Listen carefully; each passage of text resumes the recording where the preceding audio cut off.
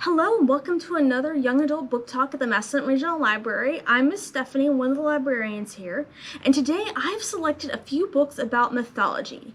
And when you think of mythology, you probably just think, oh, it's just a bunch of stories that are from a long, long time ago. They're like kind of old and not very interesting. But actually, mythology is just taking stories from a culture and just like it's reflecting what it believes in, what it is, and who its people are. And oftentimes mythology can give us lessons that we, even in the modern America, can learn from as well. And I've selected a few books, and most of these books actually tie in mythology to contemporary America, or the world. So let's start with the Magnus Chase series, and this is by Rick Riordan, who also wrote the Percy Jackson series. And like that series, he takes gods and he talks about the demigods, which are the children of a mortal human and a god. And these demigods have special powers, and for this one, this is about the Norse gods, like the ones that the Vikings used to worship. And Magnus Chase can't really cut much of a break at this book. He is 16, he's homeless, he's in Boston, and in the first few chapters of the book, he runs into trouble, he is pursued by fire giants, he finds an ancient sword, and then he dies. And that's just the first 5 chapters of the book. And it turns out that death is only the beginning of his journey. And when he dies, because of his bravery, he is rescued by a Valkyrie, one of Odin's handmaidens, and taken to Valhalla, which is the afterlife for brave warriors. And then he finds out that he's also the demigod son of Frey, which is the Norse god of spring, summer, and nature.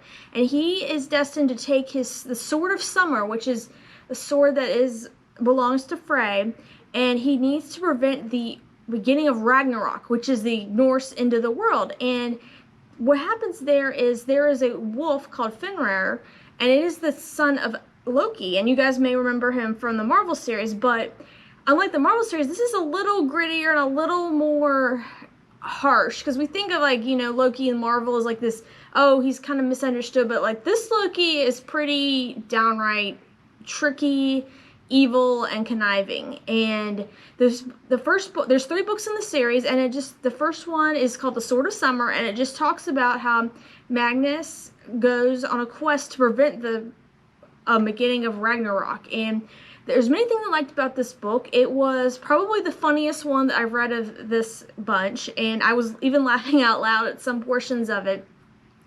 And I like how it's about friendship, it's about just, beating destiny and trying to forge your own path and stopping evil. And I like the friendships that Magnus has along the way with Sam, his Valkyrie, and there's a dwarf and an elf. And I like the diversity in this book because the elf is actually deaf and the Valkyrie is actually from Iran. And it's just a great story, and it's fun and enjoyable. And there's just there's a glossary in the back because there's a lot of references to different Norse gods, and while we do see some of the ones we know a lot about, like Loki and Thor, there's also a lot of minor ones that are just as interesting, and we can learn more about them as well. So moving from the Vikings, we go to The Call, which is a book based on Irish folklore and mythology. And The Call is basically, there is a group of people called the Fair Folk of the Fae, they're the Sahid.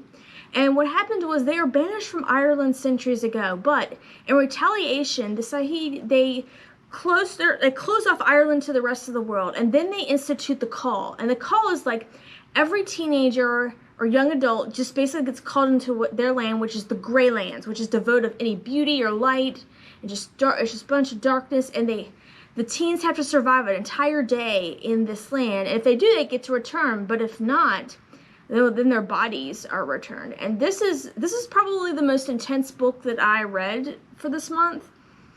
It can get pretty gruesome in places. I would kind of recommend reading it with the lights on. It follows Nessa. She has attended a survival school, which is like where the Irish get together to try to figure out ways to give teens a better chance to survive the Call.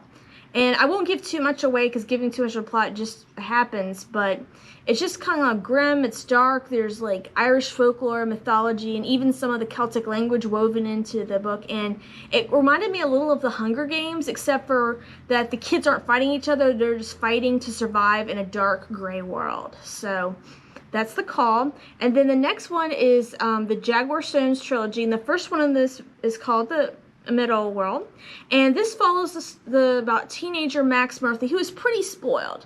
And what happens is his parents go on an archaeology dig in Central America, but then they mysteriously disappear, and he has to go find them. And he ends up fighting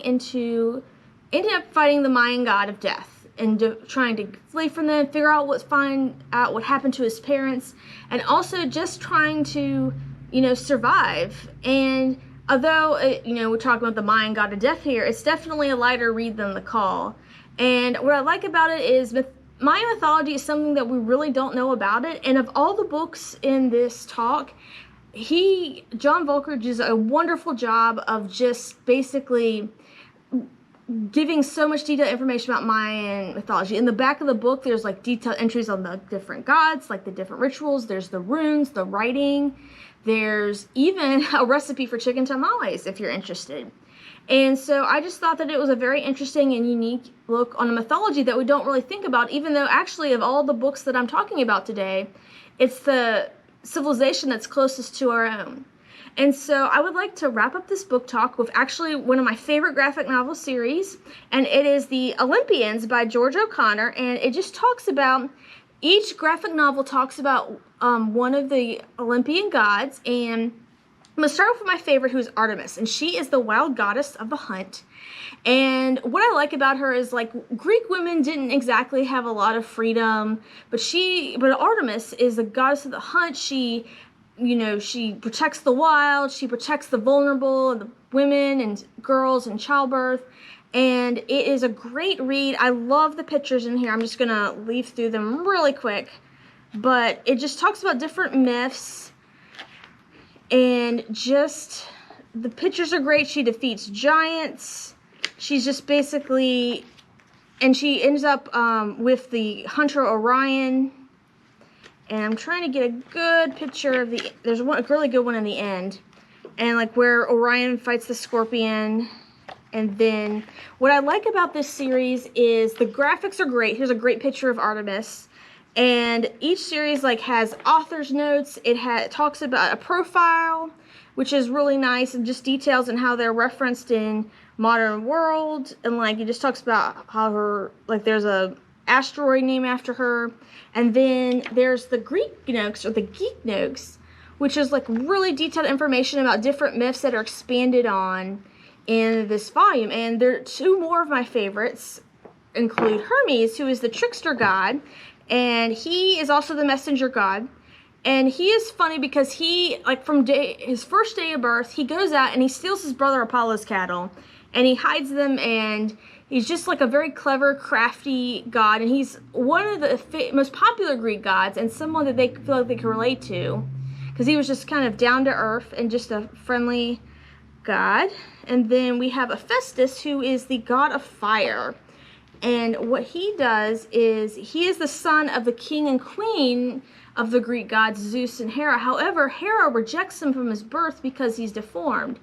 And although he's kind of seems like the underdog of all the Olympians, I like this a lot because it shows that he overcame his underdog status, and he wasn't one of the vicious gods or vindictive. He was actually kind of more of a low-key god, but he could stand his own. And there's one of my favorite parts in there where he fights against his brother Ares, the god of war, and he just totally takes him down, and it's really great to see. And I just want to end by saying what is great about this graphic novel series is you can reread them and you can still find references, and some of the pictures hide little Easter eggs and clues and just little references that you may not have picked up on the first time reading. So there's a great reread value, and also that the 12th volume of this series will be out next year. So Thank you for joining me today. I hope you are interested in checking out one of these books or graphic novels to learn more about mythology and culture, and I look forward to sharing more books with you next month. Have a good day. Bye.